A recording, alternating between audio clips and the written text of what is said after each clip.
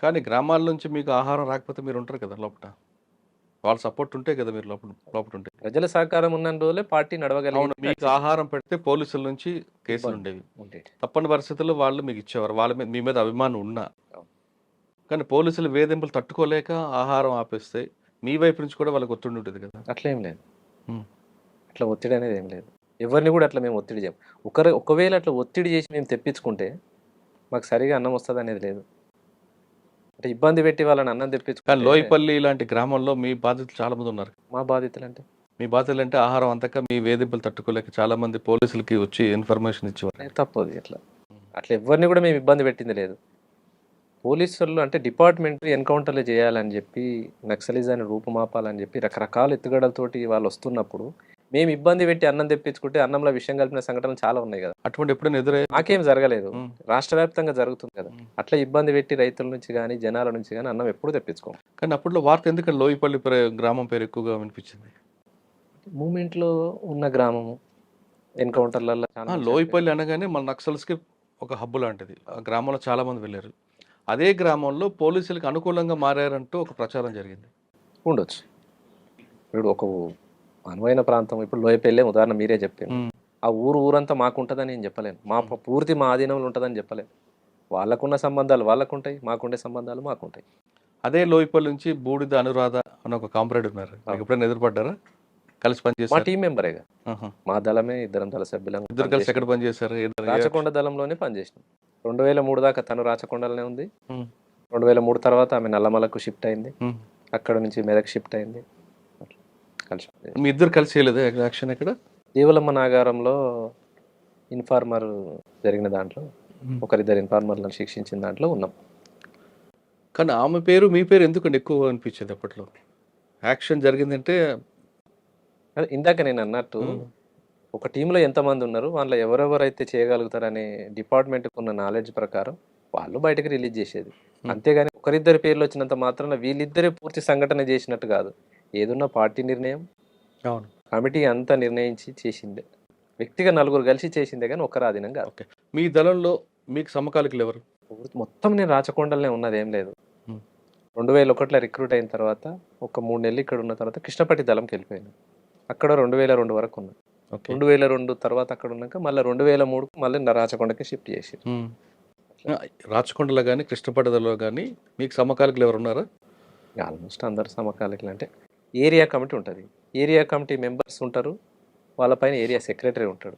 Area committee members అందరూ కూడా సమకాలికులే. కానీ యాక్షన్లో మీతో పోటీ పడే వాళ్ళు ఎవరు ఉన్నారు? ఎవరికి చెప్పిన పని వాళ్ళు చేసేటోళ్ళు. ఆల్మోస్ట్ ఒక 2 పేరు చెప్పండి. మల్లేష్ ఉండే. మల్లేష్ బాగానే ఉండేది. ఇంకా ఇంకొక మల్లేష్ ఉండే. ఓకే. అంటే మీ దళంలో సాంబశివుడు యొక్క రాజకీయ ఉపన్యాసాలు ఎలాగుంటాయి? ఆయన మోటివేషన్ ఎలాగుండేది? బాగుండేది. అంటే తను ఒక 15-14 సంవత్సరాల ఉద్యమ అనుభవము. పొలిటికల్గా బాగానే ఉండేది, మిలిటరీ కూడా బాగానే ఉండేది. తను దాడులలో ఉన్నాడు, మన టీంలో ఉన్నాడంటే ఉన్న క్యాడర్కి అంతా కూడా కొంత మోరల్ సపోర్ట్ అనేది ఉండేది. పెద్ద నాయకుడు మనతో పాటు ఉన్నాడు, ఏం కాదులే, మనం తక్కువ మంది ఉన్నా కొట్టగలుగుతాంలే అనే ధీమా అన్నట్టుగా ఉంటుంది. ఒక state secretary, state committee member మనతో పాటు ఉన్నాడు అంటే ఉంటుంది. కానీ యాక్షన్ చాలా ఫాస్ట్గా, నిర్ణయం కూడా చాలా ఫాస్ట్గా ఉంటాయి కదా ఉంటాయి. కానీ పార్టీలో అంత వేగంగా నిర్ణయం తీసుకోవడం కూడా పార్టీ ఒప్పుకోదు కదా, ఆలోచించి నిర్ణయం తీసుకోవాలి కదా. అంటే దీంట్లో ఏంటంటే ఏదైనా కమిటీ తీర్మానం అనేది ఒక వ్యక్తిగా వచ్చేది కాదు. ఒక జిల్లా సెక్రటరీ ఉండని, స్టేట్ సెక్రటరీ ఉండని ఫాస్ట్గా వస్తాయి, తను ఒక్కడే తీసుకోగలుగుతాడు అనేది ప్రచారం. అంటే ఆ వ్యక్తి పాత్ర లేదని నేను అనను. ఏదైనా వ్యక్తి పాత్ర ఉంటుంది, అందులో భాగంగా కమిటీ పాత్ర కూడా ఉంటుంది. ఏ సంఘటన వెనుక కూడా వ్యక్తి పాత్ర కంటే కమిటీ పాత్ర అనేది ఉంటుంది. అందులో సాంబశివుడైనా కావచ్చు, శాఖమూరి అప్పారావు అయినా కావచ్చు, మాధవ్ కావచ్చు, రామకృష్ణ కావచ్చు, అందరి పాత్ర ఉంటుంది. ఎప్పుడైనా మీరు నల్లమల దళం ఉంది లేదా మెదక్ నుంచి కానీ ఈ దళం పాస్ అవ్వాలంటే మీ రాచకొండ మీద నుంచి దళం పాస్ అవ్వాలి. ఎప్పుడైనా ఒక మంచి కేంద్ర కమిటీకి కానీ వాళ్ళకైనా దారి చూపించారా? చాలా. అంటే 2000 చౌటప్పల్ దగ్గర సంసార్ నారాయణపూర్ దగ్గర క్రాస్ అవుతారు కదా. ఇక్కడ అనేది ఏం లేదు. అంటే వాస్తవానికి 2001లో మెదక్ జిల్లాని ఎత్తేసినప్పుడు మాధవ్ అక్కడనే ఉన్నాడు, ఇక్కడ మెదక్ జిల్లాలో.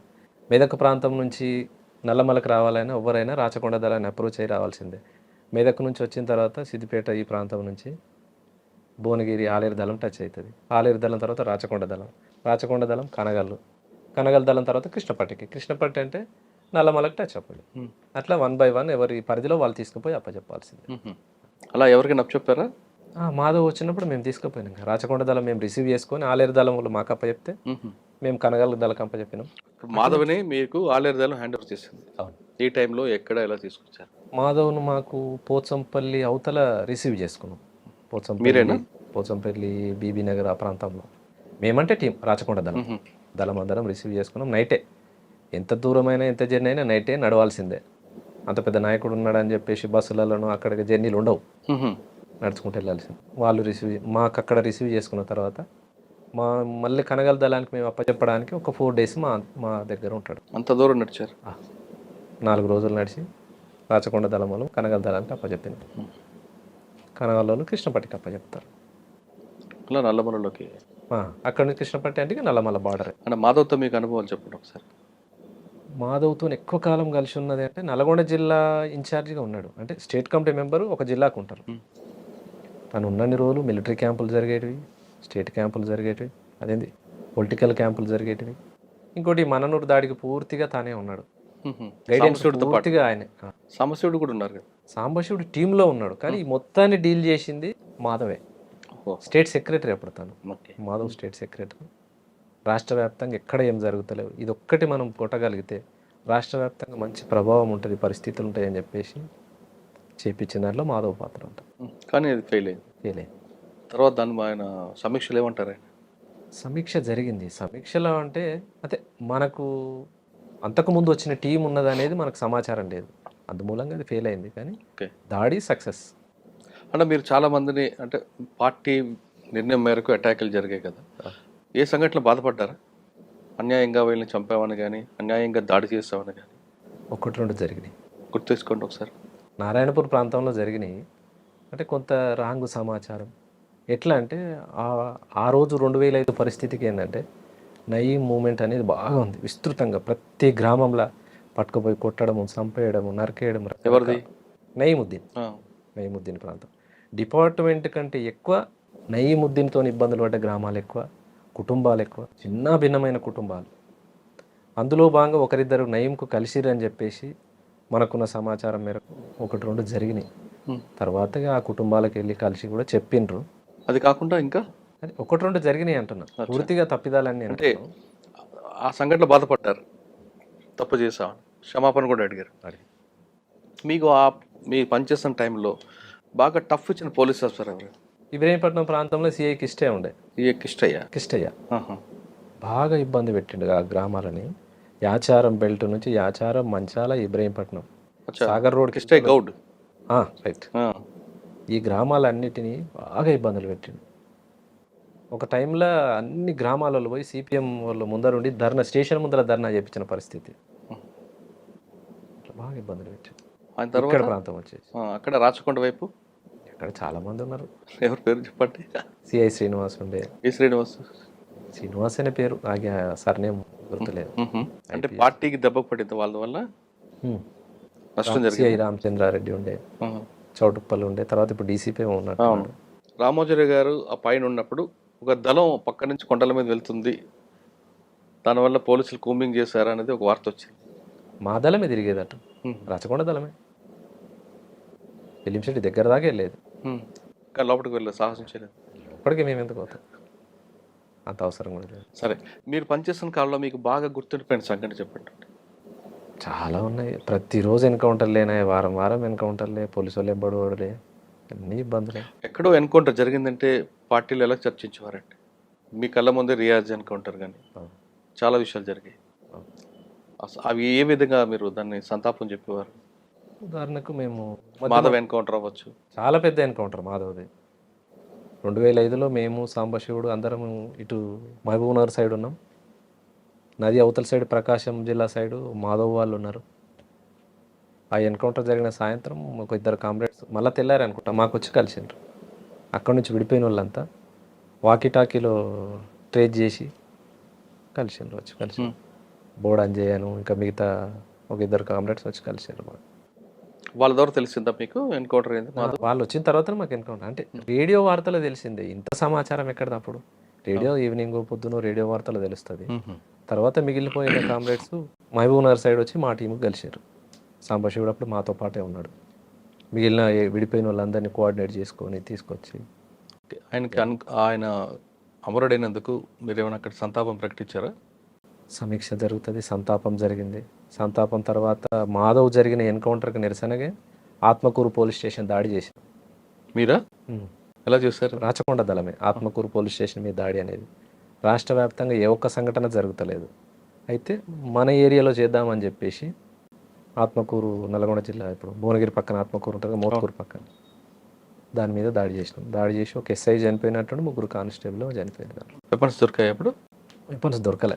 ఓకే. మనకున్న సమాచారం ఏంటంటే దాంట్లో స్ట్రాంగ్ రూమ్లో వెపన్స్ ఉంటాయి, కానీ డిపార్ట్మెంట్ తక్కువనే ఉంటారు. దాంట్లో ఒక 6-7 మంది ఉంటారు.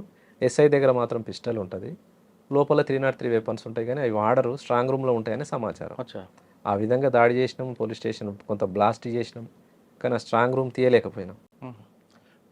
మాధవ్ ఎన్కౌంటర్కి రిటాలియేషన్ చేశారు. ఆ విధంగా ఇంకేమైనా చేశారా? అదొక్కటే, ఆత్మకూరు పోలీస్ స్టేషన్ ఒక్కటే దాడి చేసినాం. దాడి చేసి ఒక ఎస్ఐ దగ్గర పిస్టల్ వచ్చింది, మిగతా 3 కానిస్టేబుల్ ఏమో చనిపోయినట్టున్నారు. ఎస్ఐ ఎవరు అప్పుడు? మహమ్మద్ జిలానీ ఓకే. ఎస్ఐ. మీకు 2 వీలర్లు అని ఎక్కడ దొరికేవండి అప్పుడు? సంబంధించిన వాళ్ళు మన వాళ్ళు ఉంటారు కదా, అంతా మిలిటెంట్స్, సానుభూతి పరులు, వాళ్ళయే. గుట్టల్లో కూడా చాలా ర్యాష్ డ్రైవింగ్ చేస్తారు సుభాష్ అంటారు. అట్లా ఏం లేదు, అందరితో పోయినట్టే అన్నట్టు. కానీ బాగా పేరుంది కదా. నాకు బయట వెహికల్ అసలు డ్రైవింగే రాదు. పార్టీలో పోయిన తర్వాతనే డ్రైవింగ్ నేర్చుకున్నారు. కానీ ఆ గుట్టల్లో చాలా ఫాస్ట్ డ్రైవింగ్ చేయగల సమర్థుడు సుభాష్ అని పేరు పోలీసులు. దేవులమ్మ నాగారం దగ్గర ఒకసారి ఎంటపడ్డారు. అయితే నేను గుర్తుపట్టారా వాళ్ళు? గుర్తుపట్టలే. మురళి నేను సిటీకి వేరే పని మీద వెళ్ళినాం. మురళి అంటే మెదక్ జిల్లా అతను. పోయి బండి మీద వచ్చి బైక్ గుట్ట కింద పెట్టి మేము పైకి వెళ్ళిపోయినాం. పైకి వెళ్ళిపోయినప్పుడు అక్కడ చుట్టుపక్కల ప్రాంతాల బర్లకాడుల్లో లేకుంటే జీవాల దగ్గర ఎవరో చూసిండ్రు. సమాచారం ఎటో పోయింది. దాదాపు జీవాల కాడులు, పశువుల కాడులు చెప్పరు. పార్టీకి పూర్తి పట్టు వాళ్ళే. కానీ అదేందో మరిగా అంటే ఎవరో జరిగింది, లీక్ అయింది. ఆ రోజు గుట్ట మీద దళం ఉన్నది, ఉన్నాం. తెల్లారి పొద్దున్నే లేచి ఇక కాలకృత్యాలు తెచ్చుకొని బయటికి సెంట్రీ చూసేటప్పుడు బర్రెలు వరుసగా వస్తున్నాయి అని అన్నారు. అదేంది నల్లగా వస్తున్నాయి అని అన్నారు మనోళ్ళు. బర్రెలు అయి ఉంటాయి, సరిగా చూడరు అన్నారు. బర్రెలు కాదు, ఏదో తేడా కొడుతుంది అని అనుకున్నాం. ఇంకొంచెం దగ్గర బైనాక్యులర్ పెట్టి చూసేకల్లా కూమింగ్ టీం వస్తుంది. అటు వస్తురా, మన దిక్కు వస్తురా, కనిపెట్టురా అని చెప్పినాం. కరెక్ట్గా మేము బండి ఎక్కడైతే కింద పార్క్ చేసినామో ఆడికే వస్తున్నారు, అక్కడికే వస్తున్నారు. ఇది బాగలేదు, బండి దొరికితే బండి ఇచ్చిన ఆయన పని అవుతుంది. అప్పటికప్పుడు నేను సివిల్ అయ్యి షార్ట్ వెపన్ పెట్టుకొని కిందికి వెళ్ళిపోయినా. నేను గుట్ట దిగి దగ్గర కొట్టాలి, వాళ్ళు వచ్చేసారు బండి దగ్గరికి. ఓకే. ఆ బండి తీసుకోలేకపోయినా, బండి వాళ్ళు పట్టేసుకోరు. వాళ్ళని చూసి నేను కొంత అటు చెట్టు నుంచి అటు చూసి అటు జరిగిన ఫైరింగ్ స్టార్ట్ అయింది. అట్లా మేము తెచ్చిన బండి వాళ్ళు పట్టుకోగలిగారు. ఇంకా ఆ రోజు నేను బండి నడిపింది ఏం లేదు. నైట్ వచ్చినాం, ఆడబెట్టినాం, ఫైరింగ్ కొట్టుకుంటా వాళ్ళే అటు జరిగారు. నేను చెట్ల నుంచి గుట్టెక్కి వెళ్ళిపోయినా. అదే బండి వేసుకొని 1 కిలోమీటర్ దాకా వాళ్ళ బండి మీద పోతూ ఫైరింగ్ కొట్టిరు వాళ్ళే.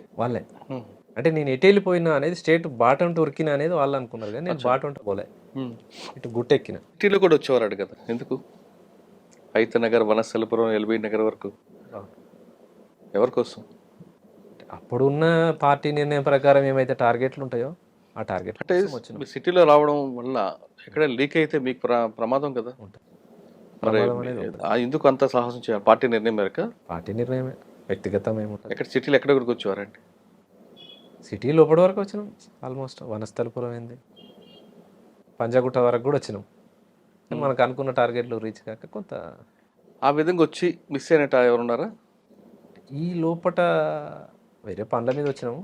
టార్గెట్ అంటే సంఘీ దగ్గర అనుకున్నాం. సంఘీ మరి వాళ్ళ అన్నదమ్ములలో ఎవరికో గన్మెన్ ఉండేది. ఆ గన్మెన్ స్టెన్ కార్బన్ వెపన్ ఉండేది. కొడితే మనకు వెపన్ అన్న వస్తుంది కదా అనే ఆలోచనతోటి ఆడ కొట్టాలనుకున్నాం. మేము 4 రోజులు అంటే తాళ్ళెక్కేటోళ్ళు నల్గొండ ప్రాంతం నుంచి వచ్చి సంఘీ ఏరియాలో తాడి చెట్లు బాగుంటాయి, వాళ్ళ గుడిసెలలో ఉన్నాం. 4 రోజులు ఉన్నాం. 4 రోజులు వాళ్ళు రాలేదు, అదొకటి మిస్ అయింది. ఇంకా ఇంకొకటి డిఆర్డిఎల్ దగ్గర సెక్యూరిటీ ఉంటుంది కదా, అవును. వాళ్ళ దగ్గర ఎస్ఎల్ఆర్లు ఉన్నాయని చెప్పేసి మనకు మిత్రుడు చెప్పిండు. ఇక్కడ ఎవరో సెక్యూరిటీ ఉంటున్నారు, ఆ టార్గెట్ చేస్తే మనకు ఒక 5-4 ఎస్ఎల్ఆర్లు వస్తాయి అనే సమాచారం ఇస్తే మన వాళ్ళు అంటే డిఆర్డిఎల్ అని తెలియదు. మ్మ్. ఆ కామ్రేడ్ వచ్చి జిల్లా కమిటీ వాళ్ళకి చెప్పినందుకు జిల్లా కమిటీ వాళ్ళు నాకు చెప్పి నువ్వు ఒక టీం వేసుకొని పో, అక్కడ ఏదో 4-5 వస్తాయట మనకు ప్రయత్నం చేస్తే అనేసి అంటే టీం ఎంగేజ్ అయ్యి వచ్చినాం. తీరా చూస్తే అది డిఆర్డిఎల్. మ్మ్. అక్కడ కొట్టి మనం ఎక్కడ ఎస్కేప్ అవుతాం, ఇది కష్టం, అసలు మన పని అవుతుందని చెప్పేసి దాన్ని రిట్రీట్ చేసుకున్నాం. ఆ. అందులో భాగంగా అంతకన్నా ముందు 2005 కంటే ముందు హైతనగర్ రిక్కీ చేసినాం. Hayathnagar police station, Keesara police station, Maheshwaram police station, Kandukur police station, outskirt జిల్లాలల్లో అంటే సిటీ అవుట్స్కట్స్ ప్రాంతంలో ఉన్న ఈ పోలీస్ స్టేషన్లో రిక్కీ చేసుకున్నాం. మ్మ్. ఈ 5 పోలీస్ స్టేషన్లో ఏదో ఒకటి దాడి జరగాల్సి ఉండే, మ్మ్. కానీ లోపల నల్లమలలో ఎన్కౌంటర్ అయ్యి అప్పుడున్న స్టేట్ కమిటీ మెంబర్ చనిపోవడం, రకరకాలుగా కొత్త డిస్టర్బెన్స్ జరిగి ఆగిపోయినాయి. లేకపోతే ఈ 5 పోలీస్ స్టేషన్లలో జరిగేది. మీరు పంజాగుట్టకు వచ్చి షాన్బాగ్ దగ్గర ఒక centre committee member Thakkadipalli Vasudevarao alias Ashanna కలిశారని వార్తుంది, వాస్తవం? అంటే ఆశన్ననే అనేది నాకు తెలియదు. ఇప్పుడు పార్టీ పలానా మనిషిని మీరు కలిసి రావాలి, మాట్లాడేది ఉంది, పోయి రండి అని అంటారు, పోయి వస్తాం, వచ్చారా? పోయి కలిసి ఉంటాం. కానీ తన ఆశన్న అనేది ముందు చెప్పరు. మ్మ్. ఆ, వచ్చిన తర్వాత కలిసారా లేదా? కలిసిన కానీ తాను ఆశన్న అని నాకు కూడా తెలియదు. ఇప్పుడు సుదర్శన్ ఒకసారి కలిసిండు, అంతకుముందు ఇంకో స్టేట్ కమిటీ అతను ఒకసారి కలిసిండు, మ్మ్. అట్లా చాలా మంది కలిసిండ్రు, కానీ తానే ఆశన్న అని నాకు తెలియదు. ఆయనతో కలిసి ఏం మాట్లాడారని? ఏమన్నప్పుడు ఏం మాట్లాడినా షాన్బాగ్ హోటల్ ఉండొచ్చు. సిటీలో పంజాగుట్ట దాటి కూడా వచ్చారా మీరు? వచ్చినాం, ఎంతవరకు వచ్చారు? సిటీ అంతా తిరిగేది. సివిల్ కదా, ఎవరు గుర్తుపడతారు, సివిల్ వచ్చి. కుకట్పల్లి ఆల్విన్ కాలనీలో అక్కడ కొంత షెల్టర్ తీసుకున్నారా, వాస్తవం? నేను రాలేదు. మీరు రాలేదా? నేను రాలేదు. కుకట్పల్లి ఆల్విన్ కాలనీ నేనైతే ఇటైతే రాలే, కుక్కట్పల్లి సైడ్ పంజాగుట్ట లాస్ట్ పంజాగుట్ట వచ్చింది. అదే కుకట్పల్లి పంజాగుట్ట షాన్బాగ్ హోటల్ దగ్గరికి వచ్చారనేది అప్పుడు వార్త వచ్చింది. ఆశన్న కలుస్తున్నారు వీళ్ళని. సిటీ ప్రాంతం కూడా నాకు అంతకు తెలిసిందేం కాదు, ఎవరైనా తోడు తీసుకొని వచ్చేది తక్కువ. మీరు ఒక లక్ష్యం కోసం వెళ్ళారు, చేశారు కొంత, మరి ఎందుకు బయటికి ఎందుకు వచ్చారు? పోలీసులు వేధింపులకా, లేదంటే మీ కుటుంబం మీద ఉన్న మమకారమా, లేదా కేసులు ఎక్కువ అవుతున్నాయనా? కుటుంబం మీద ప్రేమనే అంతే. ఇంకా కేసులు ఇబ్బందులు అనేటివి ఉన్నన్ని రోజులు అవి ఉంటాయి, ఎప్పటికి ఉండే ఉంటాయి. ఓకే. కుటుంబం మీద ప్రేమతోనే. అప్పుడు ఏమన్నా రమ్మానన్న? వాళ్ళు ఎప్పుడైనా రమ్మంటారు, చేసిన కాడికి చాలు, ఇంకెందుకు వచ్చేసి అనేది చెప్తారు వాళ్ళు. మీరు వర్గ పోరాటం కోసం వెళ్ళారు, కానీ కన్న తల్లి వీళ్ళందరూ కేసులు వేయి పోలీసులు బూతులు తిడుతుంటే బాధ అనిపించలేదు ఎప్పుడు కూడా? ఉంటుంది, బాధ ఉంటుంది, బాధ మనకి అనిపిస్తుంది. జన్మనిచ్చిన తల్లిదండ్రులని మనం సరిగ్గా చూసుకోకపోతే. అంటే ప్రతిరోజు కలుస్తున్న జనాలలో తల్లిని తండ్రిని చూస్తున్నాం కదా. చూస్తారు కరెక్టే, కానీ మనకి రక్తం పంచిపుట్టిన తల్లి ఆమె కదా. మీరు వర్గ పోరాటం వాళ్ళే తల్లిదండ్రులు కాదని నేను. జనాల్లోనే తల్లిదండ్రులు చూస్తాం, కానీ ఇక్కడ మనకి జన్మనిచ్చిన తల్లి వేరు కదా, తండ్రి. వాస్తవం అన్నట్టు అంటే ఇబ్బంది మీలాంటి ఉంటుంది. వాళ్ళు లోపలికి వెళ్ళడం వల్ల, అంటే మీరు ఒక మంచి ఉద్దేశం వెళ్ళారు, దాంట్లో ఎవరు తప్పట్టరు. మీకు అందరికి కూడా కన్న తల్లి కన్నా ప్రజలే అమాయకులే, ప్రజలే మీకు వాళ్ళే తల్లిదండ్రులు. కానీ ఇక్కడ ఈ తల్లిదండ్రులు మనకి జన్మనిచ్చిన వాళ్ళు కూడా బాధపడతారు కదా.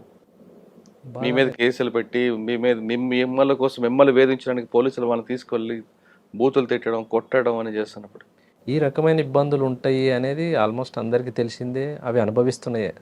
ఒక ఉమ్మడి ఆచరణ, ఉమ్మడి ఆశయం కోసం పోయినప్పుడు మన కుటుంబం పడే బాధలు ప్రజల్లో బాధల భాగమే తప్పితే అచ్చా వ్యక్తిగతంగా దాన్ని చూసిన వాళ్ళ బాధ ఎప్పుడైతే మనం ముందు ఈ బాధ మనకి ఎక్కువ కాదు. ఎక్కువ కాదు. ఎప్పుడైతే వ్యక్తిగా ఫీల్ అయ్యి నా కుటుంబం ఇంత బాధపడుతుంది అనేది ఎప్పుడైతే ఫీల్ అవుతామో ఇక ఉండడానికి సిద్ధపడరు పార్టీలో. అచ్చా సరే, ఆ విషయం పార్టీకి చెప్పి వచ్చారు బయటికి? చెప్పిన పార్టీ అనుమతి ఇచ్చిందా మరి? అనుమతి ఇవ్వరు, వద్దు అని అంటారు.